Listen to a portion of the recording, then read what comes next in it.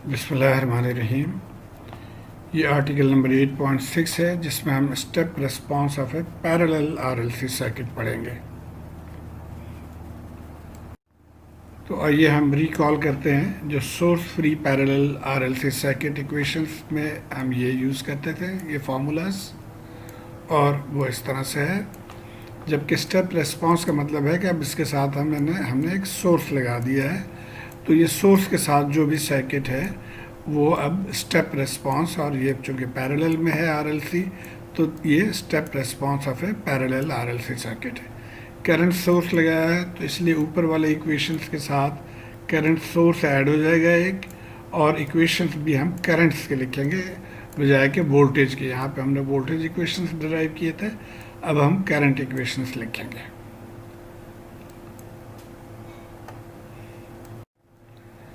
और problem solving strategy हमारी वही है जो हम पहले यूज़ करते रहे। ये 5 स्टेप्स हम फॉलो करेंगे, हम सवाल के दौरान फिर इसको डिस्कस करेंगे। तो आइए पहला सवाल देखते हैं। एग्जाम्पल 8.8 है। यहाँ पे दो चीज़ें हमने मालूम करनी है। आई का मतलब है कि करंट थ्रू इंडक्टर, चाहे उसके साथ एल लिखा हो या ना लिखा हो, तो इसका मतलब है ये करंट थ्रू इंडक्टर, और इसके साथ आर लिखा हुआ तो इसका मतलब ये करंट थ्रू दिस रेजिस्टेंस। ये दोनों मालूम करना है एट t ग्रेटर देन 0 पे।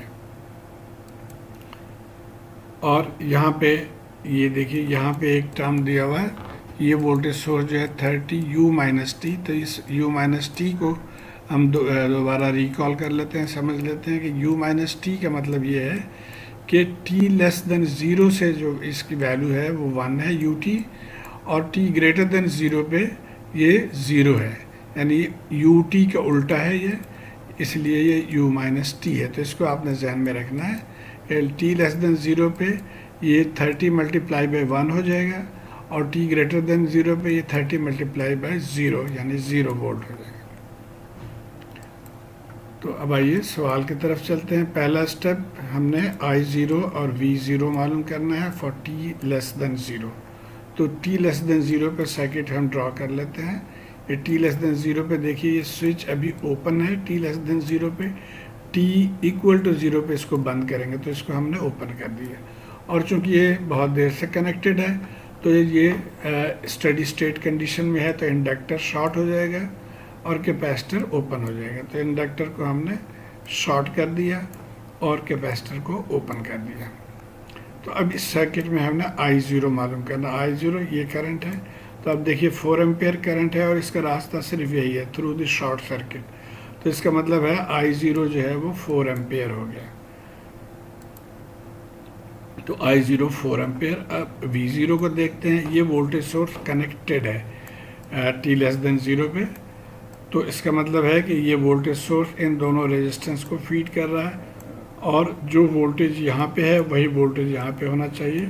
तो by voltage division rule 30 volt divided by 20 plus 20 40 और मल्टीप्लाई बाई 20, तो 15 वोल्ट जो है वो हमारा आ जाएगा V0। So V0 is 15 volt. तो ये पहला स्टेप हो गया।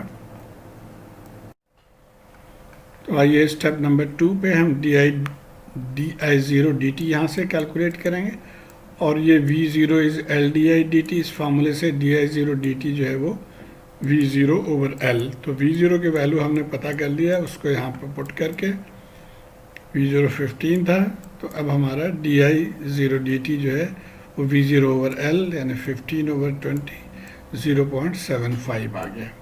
तो ये स्टेप नंबर 2 हो गया। अब आते हैं स्टेप नंबर 3 पे। स्टेप नंबर 3 में हमने अल्फ़ा और ओमेगा कैलकुलेट करना है, और अगर ज़रूरत पड़ी तो रूट्स मालूम करना है। तो हमारा सर्किट कुछ इस तरह से हो गया। यही सर्किट है बेसिकली। अब ये देखिए, ये रेजिस्टेंस 20 ओम और ये रेजिस्टेंस 20 ओम, ये दोनों पैरेलल में है, तो इन दोनों को पैरेलल में हम सॉल्व करके इस तरह से लिख देंगे। और ये इंडक्टर है और कैपेसिटर ये सोर्स है। तो इस सर्किट में आप देखें तो R 10 ओम है, तो अब इस R को हम यहाँ इस्तेमाल करेंगे अल्फ़ा इजिकल टू 1/2RC में। तो ये R की वैल्यू 10 और C की वैल्यू पुट किया, तो हमने अल्फ़ा आ गया 6.25। और इसी तरह ओमेगा निकाल लेंगे। सो ओमेगा इज़ 1/√LC, तो ओमेगा इज़ 2.5। तो अब यहाँ पे अल्फ़ा ग्रेटर देन ओमेगा है, यानी ये ओवर डैम्प्ड केस है। तो ओवर डैम्प्ड केस के लिए तो स्टेप नंबर 4, अब हमने अल्फ़ा ओमेगा के ज़रिए ये मालूम कर लिया था कि चूँकि अल्फ़ा ग्रेटर देन ओमेगा है, देयरफॉर ये ओवर डैम्प्ड केस है। तो ओवर डैम्प्ड के लिए ये 3 फार्मूलाज में से इस फार्मूले को हम सेलेक्ट करेंगे। तो ये फार्मूला हमने सेलेक्ट कर लिया। अब यहाँ पे सबसे पहले देखिए S1 और S2 अननोन है, तो हम पहले S1 S2 की वैल्यू निकाल लेते हैं। ये हमारे पास फार्मूला है।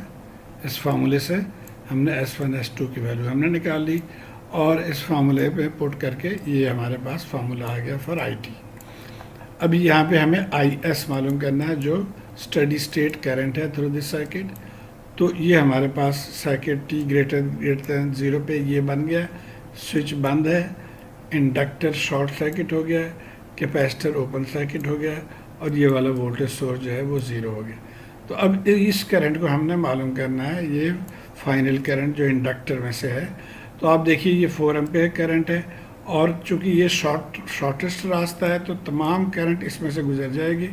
तो देयरफॉर हम ये कहेंगे कि IS जो है वो 4 एम्पेयर है। तो IS is the final value. इसको अब हम यहाँ पे पुट कर देंगे तो हमें एक जनरल इक्वेशन हमारा आ जाएगा। अब ये जनरल इक्वेशन आ गया, इसमें हमने अब A1 और A2 को सॉल्व करना है और वही टेक्निक कि हम पहले यहाँ पे t=0 पुट करके एक इक्वेशन लेंगे। आइए देखते हैं। तो t=0 हमने पुट कर दिया, ये हमारा इक्वेशन आ गया। I0 हमने पहले मालूम कर लिया था 4, इसको पुट कर देंगे तो हमें A2 जो है वो -1 के बराबर आ गया। तो ये हमारा एक इक्वेशन। अब सेकेंड इक्वेशन के लिए हमने इसको डिफ्रेंशिएट करना है और फिर t=0 पुट करना है। तो टेकिंग डेरिवेटिव ऑफ इक्वेशन 1, ये आ जाएगा आंसर जब आप इसको डिफ्रेंशिएट करेंगे और t=0 पुट कर देंगे इसमें, तो ये रिजल्ट आ जाएगा। और di0 dt हमने पहले मालूम किया था, उस वैल्यू को हम पुट कर देंगे यहाँ पे, जो कि 0.75 था। तो ये हमारा सेकेंड इक्वेशन आ गया। अब इसमें हम यहाँ से वैल्यू डाल देंगे A2 की वैल्यू, तो हमें यहाँ से हम A1 और A2 दोनों निकाल लेंगे। ये A1 की वैल्यू हमने पुट कर दी, A2 निकल आया और इसी तरह A1 ये आ गया। तो अब ये दोनों वैल्यूज़ हमारे पास आ गए, A1 और A2। तो ये इक्वेशन था, इसमें ये वैल्यूज़ हमने मालूम करनी है। अब इसमें हम पुट कर देंगे तो ये हमारा फाइनल करंट इक्वेशन आ जाएगा। तो ये हमारा फाइनल रिजल्ट आ गया, करंट इक्वेशन। अब एक और पार्ट भी हमने मालूम करना था, ये तो करंट थ्रू इंडक्टर हो गया। अब हमने IR भी मालूम करना है। तो आइए हम अगेन देखते हैं सर्किट को। ये करंट है, ये हमने मालूम कर लिया है। अब इस करंट को मालूम करने के लिए हमें पहले वोल्टेज मालूम करना होगा, इसके क्रॉस वोल्टेज या यहाँ पे वोल्टेज या यहाँ पे वोल्टेज जो भी है, ये क्योंकि सेम वोल्टेज होंगे तो उस वोल्टेज के ज़रिए हम इस करंट को मालूम करेंगे। तो आइए देखते हैं। IT can be obtain from V LdIdt। तो I हमने मालूम कर लिया था, यहाँ से LdIdt करेंगे तो V आ जाएगा, जो कि यहाँ पे वही वोल्टेज है, यहाँ पे वही वोल्टेज है, और फिर उससे हम ये IR करंट मालूम कर लेंगे। तो IR जो है वो VT/R हो जाएगा। तो पहले लेट्स फाइंड आउट VT। तो VT जो है वो जैसे मैंने बताया कि LdIdt, तो ये LdIdt और ये 20 नीचे डिवाइडेड है। इसको जब आप सॉल्व करेंगे तो ये इस तरह से एक रिलेशन आपके पास आ जाएगा और यही आपकी करंट है IR। तो इसको हम नीटली अरेंज कर लेंगे। एक और सवाल है, उसको देखते हैं। यहाँ पे देखिए ये करंट सोर्स गिवन है, ये स्विच क्लोजेस एट t=0। तो यानी t0 से पहले ये ओपन है। मालूम क्या करना है हमने, V0t यानी voltage across the capacitor. Same technique I0 V0 for t<0 मालूम करेंगे। तो आइए t<0 पे सर्किट को हम ड्रॉ कर लेते हैं। t<0 पे ये ओपन है, इंडक्टर शॉर्ट हो जाएगा क्योंकि ये फॉर लॉन्ग टाइम ये स्टडी स्टेट में है, कैपेसिटर ओपन हो गया। तो अब I0 देखिए 3 एम्पेयर, एक रास्ता इसके लिए ये है और एक रास्ता ये है। तो 5 और 10 यानी 1 और 2 का रेशियो है, उस हिसाब से आप डायरेक्टली यहाँ पे आप मालूम कर सकते हैं कि इसमें करंट 1 एम्पियर आना चाहिए, या आप करंट डिवीज़न रूल के ज़रिए मालूम कर सकते हैं। तो आइए देखते हैं। तो फ्रॉम CDR हमने मालूम किया कि total current divided by total resistance multiplied by opposite arm, तो यहाँ से भी ये 1 एम्पियर करंट आएगा। तो ये 1 एम्पियर करंट इस रास्ते में से है, तो इसलिए इसको हम I0 कह रहे हैं। और V0, अब चूँकि ये डायरेक्टली इसके क्रॉस है, यहाँ पे कोई रेजिस्टेंस नहीं है, तो ये 0 हो जाएगा, और इसीलिए V0 जो है वो भी 0। सो V0 will be 0 because I multiply by 0 will give 0। तो हम सेकंड स्टेप में है, और यहाँ पे हमने di0 dt मालूम करना है। ये हमारे पास फार्मूला है for voltage L di dt। यहाँ से di0 dt जो है वो V0 ओवर L है। इसमें हम डायरेक्टली वैल्यूज प्लग कर देंगे। V0 हम पहले निकाल चुके हैं 0 वोल्ट, और L 1 है तो ये 0 आ गया। तो ये सेकंड पार्ट हो गया। अब आइए हम थर्ड पार्ट की तरफ चलते हैं। अल्फ़ा और ओमेगा हमने मालूम करना है, और ज़रूरत पड़े तो फिर रूट S1 S2 मालूम करेंगे। अब आइए सर्किट को देखते हैं। फॉर t ग्रेटर देन 0 पे ये क्लोज हो गया था। इसके क्लोज होने से क्या होगा कि ये रेजिस्टेंस को ये बाईपास कर देगा, रेजिस्टेंस को शॉर्ट सर्किट कर दिया।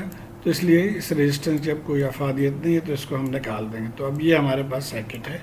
अब यहाँ से हम R, L और C के वैल्यू को इस्तेमाल करके अल्फ़ा, तो अल्फ़ा में देखिए ये R हमने ये 5 यूज़ किया, तो अल्फ़ा इजिकल टू 10 आ गया हमारे पास।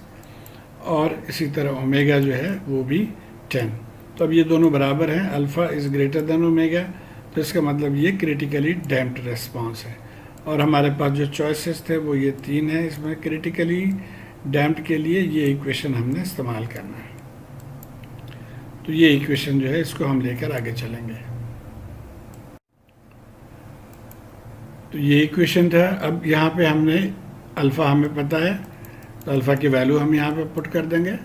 सो अल्फ़ा इज़ 10, तो ये इक्वेशन आ गया। अब यहाँ पे हमें IS सबसे पहले मालूम करना है, यानी final value, final current through the inductor.